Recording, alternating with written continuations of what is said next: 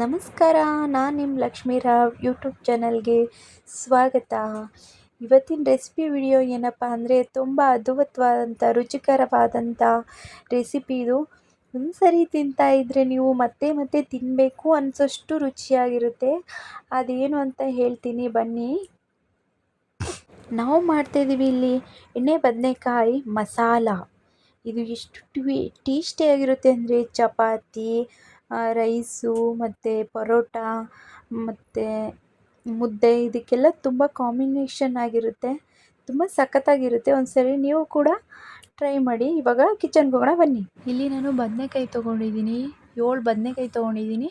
ಅದನ್ನು ಸೆಂಟ್ರಿಗೆ ಕಟ್ ಮಾಡಿ ಇಟ್ಕೊಂಡಿದ್ದೀನಿ. ನಿಮಗೆ ಕಾಣಿಸ್ತಾ ಇದೆಯಲ್ಲ ಆ ಥರ ಕಟ್ ಮಾಡಿ ಇಟ್ಕೋಬೇಕು.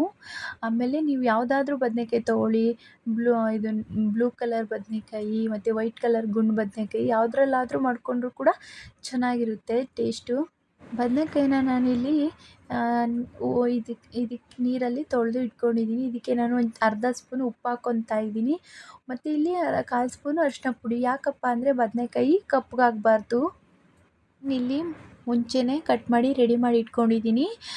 ಇಲ್ಲಿ ನಾನು 2 ಮೀಡಿಯಮ್ ಸೈಜ್ ಈರುಳ್ಳಿ ತೊಗೊಂಡಿದ್ದೀನಿ. ಕಾಲು ಕಪ್ಪಷ್ಟು ಕೊಬ್ಬರಿನ ತೊಗೊಂಡಿದ್ದೀನಿ. 2 ಮೀಡಿಯಮ್ ಸೈಜು ಟೊಮೊಟೊ ತೊಗೊಂಡಿದ್ದೀನಿ. 6 ಮೆಣಸಿನ್ಕಾಯಿ ತೊಗೊಂಡಿದ್ದೀನಿ. ಒಂದಿಷ್ಟು ಕೊತ್ತಂಬರಿ ತೊಗೊಂಡಿದ್ದೀನಿ ಮತ್ತು ಒಂದು ಸ್ವಲ್ಪ ಈರುಳ್ಳಿ ಹೂವು, ಒಂದು ಅರ್ಧ ಹಿಡಿ ಕಡಲೆ ಬೀಜ ತೊಗೊಂಡಿದ್ದೀನಿ. 1 ಸ್ಪೂನು ಸಾಸಿವೆ ತೊಗೊಂಡಿದ್ದೀನಿ. ಇಲ್ಲಿ ನಾನು ಬೆಳ್ಳುಳ್ಳಿನ 2 ಗೆಡ್ಡೆ ಬೆಳ್ಳುಳ್ಳಿ ತೊಗೊಂಡು 1 ಇಂಚು ಶುಂಠಿ ತೊಗೊಂಡು ಬಿಡಿಸಿ ಇಟ್ಕೊಂಡಿದ್ದೀನಿ. ಆಮೇಲೆ ನಾನಿಲ್ಲಿ ಒಂದು 7 ಮೆಣಸು ತೊಗೊಂಡಿದ್ದೀನಿ. ನೆಕ್ಸ್ಟು ಅರಿಶಿನದ ಪೌಡ್ರು. ಇಲ್ಲಿ ಕರಿಬೇವಿನ ಸೊಪ್ಪನ್ನ ನಾನೊಂದು 20 ಎಲೆ ಆಗೋಷ್ಟು ತೊಗೊಂಡಿದ್ದೀನಿ.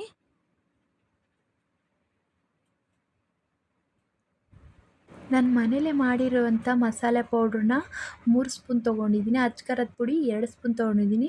1 ಸ್ಪೂನ್ ಚಿಕನ್ ಮಸಾಲ ತೊಗೊಂಡಿದ್ದೀನಿ. ಇಲ್ಲಿ ನಾನು ಗ್ಯಾಸ್ ಆನ್ ಮಾಡಿ ಹೆಂಚನ್ನ ಇಟ್ಟಿದ್ದೀನಿ. ಇವಾಗ ಬಿಸಿ ಆಗಿದೆ ಹೆಂಚು. ಇದಕ್ಕೆ ನಾನು ಕಡಲೆ ಬೀಜ ತೊಗೊಂಡಿದ್ದನ್ನು ಹಾಕ್ಕೊತಾ ಇದ್ದೀನಿ. ಇದನ್ನು ಚೆನ್ನಾಗಿ ನೀವು ಹುರ್ಕೋಬೇಕು. ನೀವು ಇದನ್ನು ಎಷ್ಟು ಚೆನ್ನಾಗಿ ಹುರ್ಕೊತೀರ ಅಷ್ಟು ಚೆನ್ನಾಗಿ ಟೇಸ್ಟ್ ಬರುತ್ತೆ ಮಸಾಲ. ಇದನ್ನು ಚೆನ್ನಾಗಿ ಹುರ್ಕೊಂಡಾದ್ಮೇಲೆ ಇದ್ರ ಸಿಪ್ಪೆ ತೆಗೆದು ಬೀಜಗಳನ್ನ ನೀವು ಸಪ್ರೇಟ್ ಮಾಡಿ ಇಟ್ಕೋಬೇಕು. ಇದನ್ನು ಅಷ್ಟೇ ಚೆನ್ನಾಗಿ ಹುರ್ಕೋಬೇಕು. ಗ್ಯಾಸ್ ಆನ್ ಮಾಡಿ ಇವಾಗ ನಾನು ಪಾತ್ರೆ ಇಟ್ಟಿದ್ದೀನಿ. ಇದಕ್ಕೆ ನಾನಿವಾಗ ಸ್ವಲ್ಪ ಬಿಸಿ ಆಗೋಕ್ಕೆ ಬಿಡ್ತಾಯಿದ್ದೀನಿ.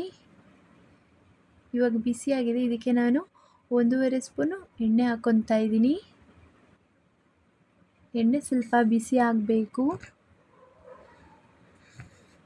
ಎಣ್ಣೆ ಸ್ವಲ್ಪ ಇವಾಗ ಬಿಸಿ ಆಗಿದೆ. ಇದಕ್ಕೆ ನಾನು ಆವಾಗಲೇ ಕಟ್ ಮಾಡಿ ಇಟ್ಕೊಂಡಿದ್ನಲ್ಲ ಅದನ್ನೆಲ್ಲ ಕೂಡ ಹಾಕ್ಕೊತಾ ಇದ್ದೀನಿ. ತೆಂಗಿನಕಾಯಿ, ಟೊಮೊಟೊ ಮತ್ತು ಬೆಳ್ಳುಳ್ಳಿ ಎಲ್ಲ ಕೂಡ ಹಾಕ್ಕೊಂಡು ಚೆನ್ನಾಗಿ ಹುರ್ಕೋಬೇಕು.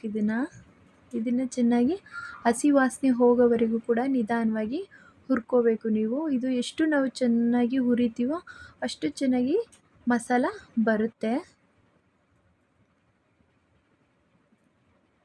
ಇದು ಸ್ವಲ್ಪ ಚೆನ್ನಾಗಿ ಫ್ರೈ ಆಗಿದೆ. ಇದಕ್ಕೆ ನಾವು ಇವಾಗ ಮಸಾಲ ಹಾಕ್ಕೊಂಡು ಸ್ವಲ್ಪ ಲೈಟಾಗಿ ಇದನ್ನು ಕೂಡ ಹುರ್ಕೊಳ್ಳೋಣ. ಇದನ್ನೇನು ಜಾಸ್ತಿ ಹುರಿಯೋದು ಬೇಡ. ಗ್ಯಾಸ್ನ ಆಫ್ ಮಾಡಿ ಸ್ವಲ್ಪ ಅದೇ ಬಿಸಿಲಿ ಸ್ವಲ್ಪ ಹುರ್ಕೊಂಡ್ರೆ ಆಯಿತು. ಇದು ರೆಡಿ ಆಗಿಬಿಡುತ್ತೆ. ಯಾಕೆಂದರೆ ಜಾಸ್ತಿ ಪಾತ್ರೆ ಬಿಸಿಯಾಗಿರುತ್ತಲ್ಲ ಅದರಲ್ಲೇ ಬೆಂದು ಹೋಗುತ್ತೆ. ನಾನಿಲ್ಲಿ ಮಿಕ್ಸಿ ಜಾರ್ ತೊಗೊಂಡಿದ್ದೀನಿ. ಇದು ಆವಾಗಲೇ ಹುರಿದು ಬೀಜ ಸಿಪ್ಪೆ ತೆಗೆದು ಇಟ್ಕೊಂಡಿದ್ನಲ್ಲ ಕಡಲೆ ಬೀಜನ ಅದನ್ನು ಹಾಕ್ಕೊತಾ ಇದ್ದೀನಿ. ಇವಾಗ ಇದಕ್ಕೆ ನಾನು ಫ್ರೈ ಮಾಡಿದಂಥ ಮಸಾಲೆನ ಹಾಕ್ಕೊತಾ ಇದ್ದೀನಿ. ಇದು ರುಬ್ಕೊಂಬರೋಣ ಬನ್ನಿ. ಮಸಾಲನ ರುಬ್ಬಿದ ನಂತರ ನಾನು ಬದನೆಕಾಯಿ ತೊಗೊಂಡು ಈ ಥರ ಎಲ್ಲ ಬದನೆಕಾಯಿಗಳನ್ನ ತೊಗೊಂಡು ಮಸಾಲ ತುಂಬಿ ರೆಡಿ ಮಾಡಿ ಇಟ್ಕೊಂಡಿದ್ದೀನಿ. ಗ್ಯಾಸ್ ಆನ್ ಮಾಡಿ ಇವಾಗ ಪಾತ್ರೆ ಇಟ್ಟಿದ್ದೀವಿ. ಇವಾಗ ಇದು ಪಾತ್ರೆ ಸ್ವಲ್ಪ ಬಿಸಿ ಆಗಲಿ.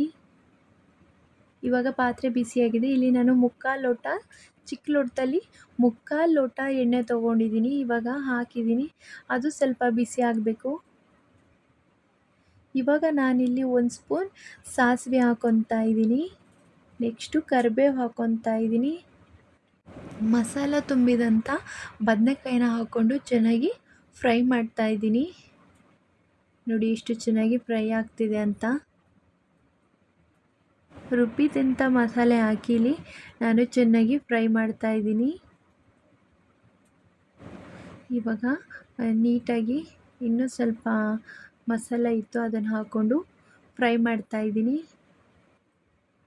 ಇವಾಗ ಇದು ಚೆನ್ನಾಗಿ ನಿಧಾನಕ್ಕೆ ಫ್ರೈ ಮಾಡ್ತಾ ಬರೋಣ. ಇದೇನು ಅಷ್ಟು ಫ್ರೈ ಮಾಡೋದೇನು ಬೇಕಿಲ್ಲ, 1-2 ಸೆಕೆಂಡಲ್ಲಿ ಫ್ರೈ ಮಾಡಿದ್ರೆ ಸಾಕು. ಇವಾಗ ಮಸಾಲೆ ಎಲ್ಲ ಹಾಕ್ಕೊಂಡಿದ್ದೀವಿ.